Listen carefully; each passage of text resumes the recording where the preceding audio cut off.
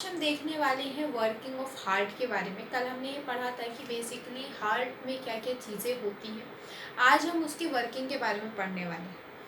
तो देखो, हमने पिछले क्लास में ये ऑलरेडी समझ लिया था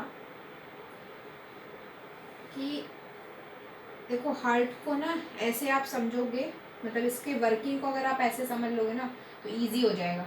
फिर आप डायग्राम तो क्या है, वो तो प्रैक्टिस से ही आएगा, लेकिन समझने के लिए अगर आप इस तरीके से समझोगे तो ज़्यादा अच्छे से समझ में आएगा। देखो, ये आपके 4 चैम्बर्स हैं, ठीक है।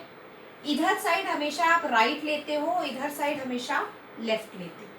आप अपना भी डायग्राम उठा के देखोगे ना जो आपके एनसीईआरटी में बन रखा है, उसमें भी इधर ही राइट एट्रियम और राइट वेंट्रिकल और इधर लेफ्ट एट्रियम और लेफ्ट वेंट्रिकल है। तो इधर राइट एट्रियम आर ए से डिनोट कर दिया है, राइट वेंट्रिकल आर बी से डिनोट कर दिया है, फिर लेफ्ट एट्रियम एल ए से और लेफ्ट वेंट्रिकल, ठीक है।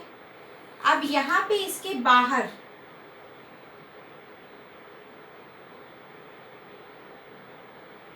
ये पेरिकार्डियम की लेयर है, ठीक है। इसके आउटर पेरिकार्डियम की लेयर है, पेरिकार्डियम,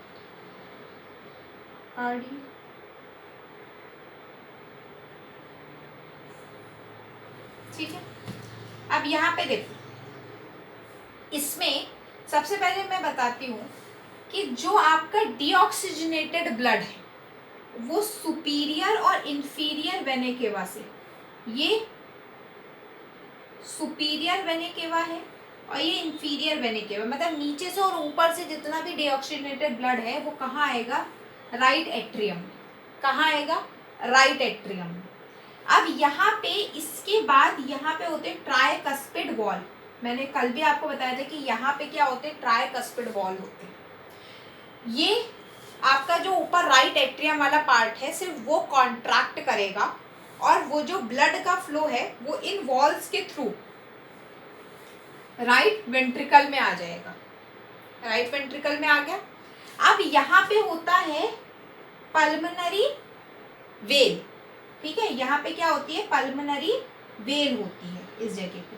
पल्मोनरी वेल क्या करती है, देखो वेल का काम मैंने पहले भी बताया था क्या होता है कि बैकवर्ड फ्लो ना जाए, इसलिए वेल होती है।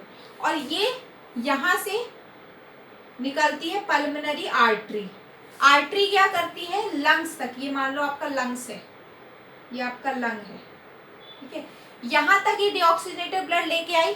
अब यहाँ लंग में क्या होगा, यहाँ पे CO2 जो था वो O2 में बदल जाएगा।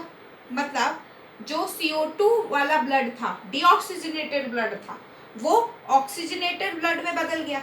और अब वो यहाँ पे पल्मोनरी वेन होती है, पल्मोनरी वेन होती है, उसके थ्रू कहाँ आ जाएगा, लेफ्ट एट्रियम। देखो ये कॉन्ट्रैक्ट करा, तीनों से नीचे आया राइट वेंट्रिकल में, उसके बाद वेल के थ्रू पल्मोनरी में गया। जब ये कॉन्ट्रैक्ट करेगा, बैकवर्ड फ्लो ना हो इस वजह से वेल है। अब यहाँ पे लंग्स में गया, CO2 से O2 हुआ, मतलब ब्लड डीऑक्सीजनेटेड से ऑक्सीजनेटेड हो गया। तो अभी तक क्या चल रहा था, डीऑक्सीजनेटेड। अब क्या आएगा, ऑक्सीजनेटेड। अब ऑक्सीजनेटेड आया लेफ्ट एट्रियम में। लेफ्ट एट्रियम ने अब क्या किया, यहाँ पे बायकस्पिड वॉल होती है। यहाँ कौन सी होती है, ट्राइकस्पिड वॉल। यहाँ कौन सी होती है, बायकस्पिड वॉल। ये ध्यान रखना, ठीक है। अब यहाँ से ये फ्लो किधर जाएगा, ये कॉन्ट्रैक्ट करेगी और ये नीचे चला जाएगा। अब यहाँ पे आपकी आयोटिक वेल होती है। आयोटिक वेल आयोटा से कनेक्ट होती है और आयोटा बाद में पूरी की पूरी बॉडी पार्ट्स में ब्लड को पहुंचा देता है ना। तो यहाँ पे एक बार फिर से समझो, बहुत सिंपल है। सुपीरियर और इंफीरियर वेने केवा आई, पीछे की साइड से आती है बेसिकली, ठीक है, पीछे से साइड से आई और यहाँ पे इसमें आके कलेक्ट हो गई राइट एट्रियम। राइट एट्रियम के नीचे यहाँ ट्राइकस्पिड वॉल है, ये कॉन्ट्रैक्ट करा ट्राइकस्पिड वॉल से नीचे नीचे आया, नीचे से पल्मोनरी वेल के थ्रू पल्मोनरी आर्टरी में गया, लंग्स में वही CO2 से O2 बना, पल्मोनरी वेन के थ्रू लेफ्ट एट्रियम में गया। लेफ्ट एट्रियम में गया, फिर उसने कॉन्ट्रैक्ट किया बायकस्पिड से नीचे, वहां पे आयोटिक वेल से पूरी की पूरी बॉडी पार्ट में चला गया। बाहर ये पेरिकार्डियम की लेयर है, ये जिससे अलग होती है उसको सेप्टम बोलते हैं, सेप्टम, ठीक है, सेप्टम बोलते हैं।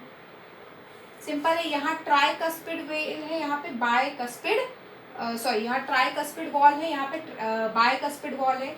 ये पल्मनरी वेन है और यहाँ पे आयोटिक वेन है, उसके थ्रू ये आयोटा में कनेक्ट होगी और ये कहाँ होगी, पल्मनरी वेन और पल्मनरी आर्टरी में।